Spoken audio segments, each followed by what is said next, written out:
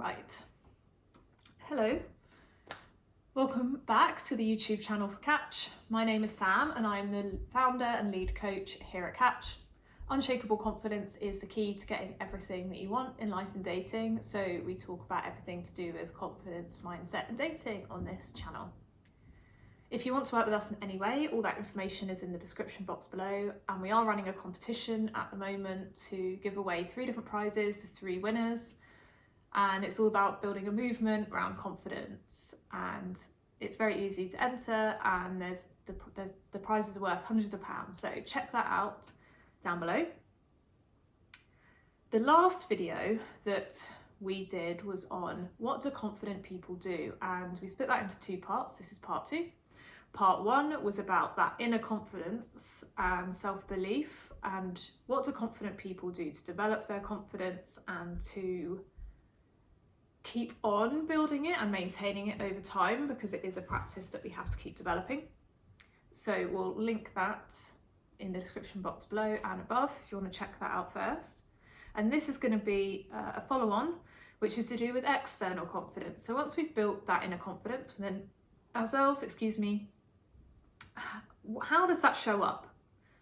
And that's going to look slightly different for everybody because we're all individuals, and there is this misconception that external confidence or confident people are the loudest, and that is completely not true. And we did do another video on can confident people be shy, which we'll link as well if you're interested in that. But there are some themes of people who are confident and what their behaviours are, so we'll cover that in this video. And if you have any questions as we go through or comments, would love to hear that down below. So the first of these things is boundaries. And that word is bandied around a lot now, and there's a lot of therapy speak that has started to be bounded around. So what do we really mean by boundaries? Well, a boundary is something that we put in place to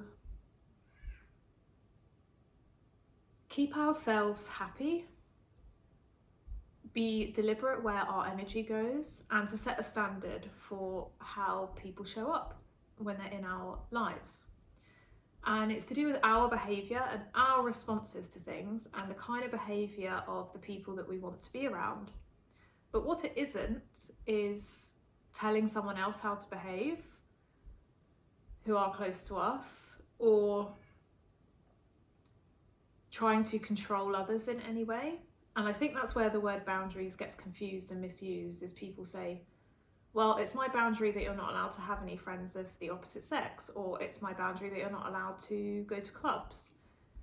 But if that's what somebody did when you met them and got together, and you're changing that during the relationship or trying to tell them what to do, and it comes from your own insecurity, then that is where it's not really a boundary and you are trying to tell someone else how to live. Whereas in that situation, say you didn't want to be with a partner who went clubbing, a boundary would be not dating somebody who goes clubbing or who enjoys that, because that's not a value that you share. So it's more about the choices that you make rather than someone else's behaviour. Or for example, you might say, I don't accept people shouting at me, I'll only have very neutral conversations. So if someone's shouting at me, I'll, remove myself from that situation and then come back to the conversation later on. So that's an example of boundaries. But someone who is confident within themselves and therefore knows their worth, knows their value, and knows what they bring to the table in all areas of life, right? Not just relationships. They will be very clear what their boundaries are and what they will or won't accept, and they will be very comfortable walking away from situations that do not meet those standards. So I think it's easier to understand this sometimes when it comes to work and jobs. So if someone knows that they are manager level or run a department, if somebody came to them and offered them a job that was an individual contributor or an entry level role, they would say no, because they would say, no, I have the skills and I bring the value of someone who can lead a team, lead a department, and that looks like this in terms of salary and other forms of compensation. or location, for example. And that is the same when it comes to relationships and friendships as well. So what behaviour do you expect from people who you have in your life? When you're dating somebody, what values do you look for? What behaviours do you look for? And being very clear about that and being able to articulate that to people and be able to choose who you progress with based on alignment to those behaviours. So boundaries is one thing that people who are confident put in place. And because confident people are not looking for external validation, they're self-validated, they know their worth, they aren't really willing to compromise on those. They may, give people multiple chances if they see that behaviour change. And often someone who's confident and has high self-worth will inspire people around them to change, because I think humans naturally test one another, right, and see what they can get away with. And if someone's confident and they go, look, I'm happy to be friends with you, but only if you talk to me in a respectful manner, then usually that person goes, wow, they really value themselves, so yeah, I need to improve my behaviour. But if not, no worries, the confident person goes, well, I don't need your approval in my life, so I'd rather only entertain people who treat me in a certain way, and if you're not going to do that, sayonara, kind of thing. So boundaries is the first thing. The other thing to mention is that they are often direct. So this links to having boundaries.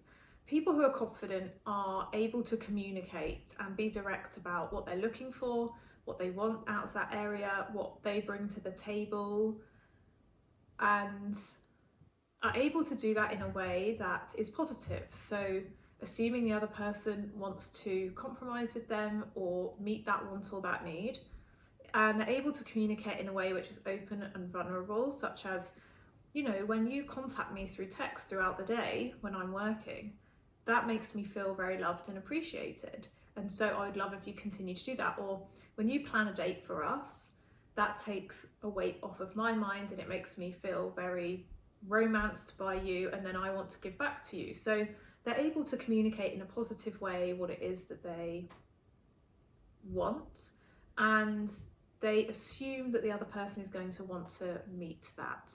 And that's very powerful, because then it encourages other people around them to communicate openly and vulnerably and ask what they want as well. So it creates a really positive dynamic.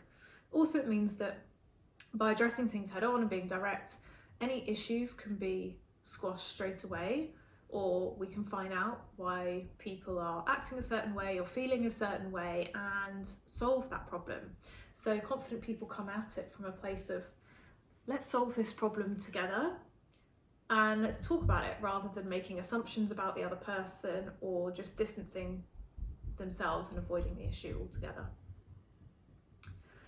So if communication is not something that's natural to you, maybe think about what you're worried about. When it comes to communicating, are you worried about embarrassment or looking silly or being rejected? And that's the area of confidence or self-belief that you need to work on. And there are a few micro behaviours that confident people often embody as well, which are more physical, so we'll talk about these. And this is where it becomes more nuanced, and it's not the same for everyone. And if you don't necessarily do these things, but you're happy not doing them, then you can still be a very inwardly confident person, and maybe just have a different way of showing up. And that's fine, because that's you. And confident people are authentically them. So the first is good posture.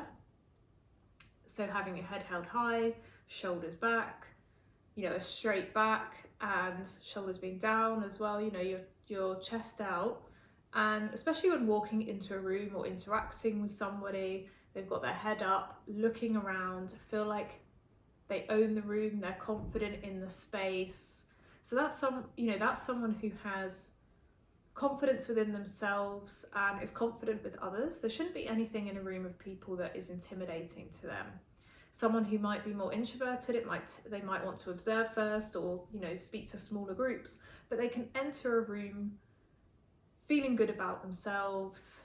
They've got that posture which takes up some space, and They have their head up, and they're usually smiling as well, so they've got that positive vibe about them. Whereas someone who is less confident might enter a room looking nervous, jittering around, looking at their phone. So think about your physiology and your body and start to visualize what would the most confident version of me do in different situations, in an office, with a customer, on a call, on a date, etc. And how would you hold yourself? How would you talk? How would you come across? And posture's one of those things that a lot of confident people have. Another one is walking with purpose. And this is an interesting one because confident people have it, but it can also make you feel more confident. And what do we mean by walking with purpose? Well, they know what they're going to do, so they're focused on achieving that, and it's that knowing of what you're going to do and being focused on that rather than looking lost and looking around. And there's a lot of debate around whether walking faster or walking slower gives across more confidence. I personally think it can be either. It just depends how you're feeling within yourself. So a lot of people in London, where I live, walk very fast because there's very good public transportation. People don't use cars that much, especially commuting to work. And it's a very fast-paced city, so people tend to walk very quickly to and from work or to what they're doing. So they are walking with purpose.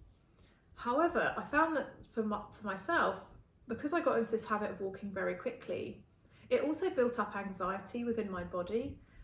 This urgency of what am I doing, and rushing everywhere. And so that would often trigger a stress response within me.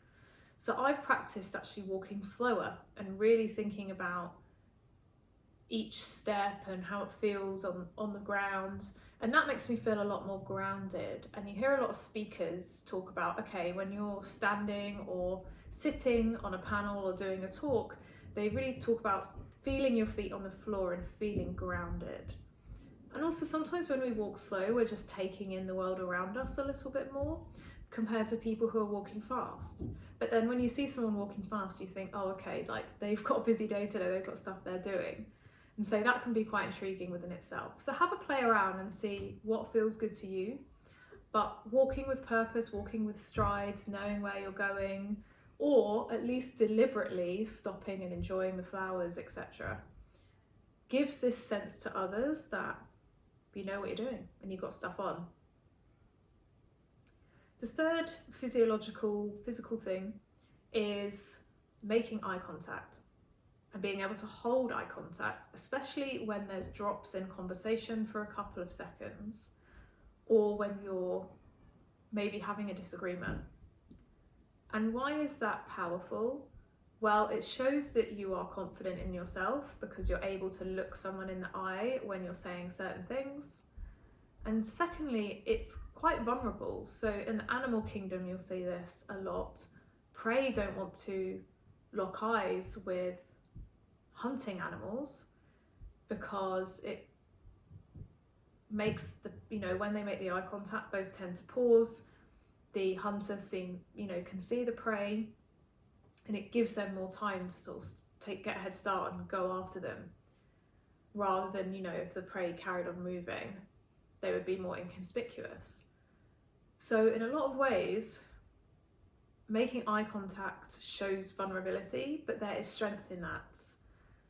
And also because you can read so much about someone and how they're feeling by looking into their eyes, that's another reason that it's quite vulnerable, but in a very powerful way. So practice holding your eye contact, obviously not in a creepy way, not for too long, but for a few seconds at a time, maybe with a smile as well, or when you're saying certain things and making important points, because that will get across to somebody, yep, I'm confident in this and I'm confident in front of you. I see myself as an equal to you. And that's why we're, face to face and eye to eye. And another interesting and the final thing that we'll talk about just in terms of little micro behaviours is they aren't afraid to pause in conversations And confident people avoid using filler words such as or are. And those pauses can be in their own speech and sentences. So pausing as they think about what they're going to say next, because it's better to pause and articulate. They also pause for dramatic effects, and people like Martin Luther King and Obama have done this brilliantly. They'll pause for even 5-10 seconds and let energy build before they continue. And they also aren't afraid to, or confident people aren't afraid to let conversation lull. So for example, asking, how are you doing? And then letting the conversation pause, because the other person might think for a few seconds as to, oh, how much do I want to share here? And if you can say, how are you? And then just stay silent and let the other person speak, you will learn so much more about them and they will open up so much more. Whereas if you keep filling the gaps to make you and them comfortable, you won't get to that next layer. Whereas often if you stay silent, people will continue speaking. And knowledge is very powerful, but also people feel heard when they feel safe enough to open up with you.